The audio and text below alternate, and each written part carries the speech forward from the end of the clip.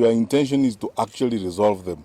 Why do you go to the street? Why don't you call a meeting of that organization? And this is why we are talking about orderly, responsive, and responsible government.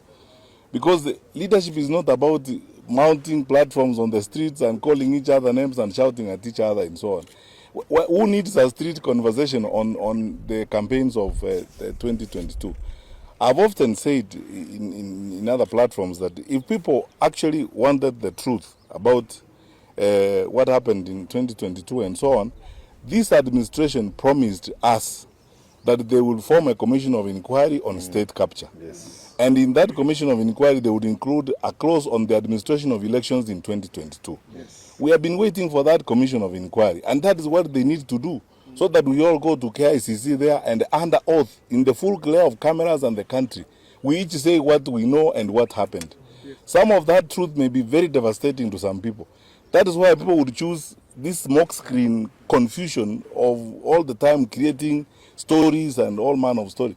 Let the truth be appropriated in an objective manner, not through street talks and so on. Sometimes when people want to hide a responsibility, they will come up with all these stories and so on and so forth, so that it boils down to a match of who speaks louder or who shouts louder than the other. Is that really leadership?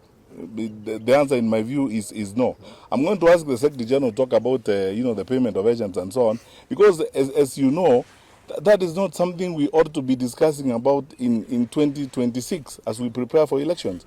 You know, every time we are approaching a serious time of responsibility, such as we are doing, some of our leaders, especially those aligned to the administration, resort to drama and stories and lies to camouflage and to distract from answering straightforward questions and so on. We are preparing for elections as it is. And if anyone has got concerns about those agents who are not paid and so on, should they then address who hired them? And why should it be a national issue? Why should it be a concern for Grace and so on about which agent or an ordinary citizen or a senior citizen like Kembi Gitura?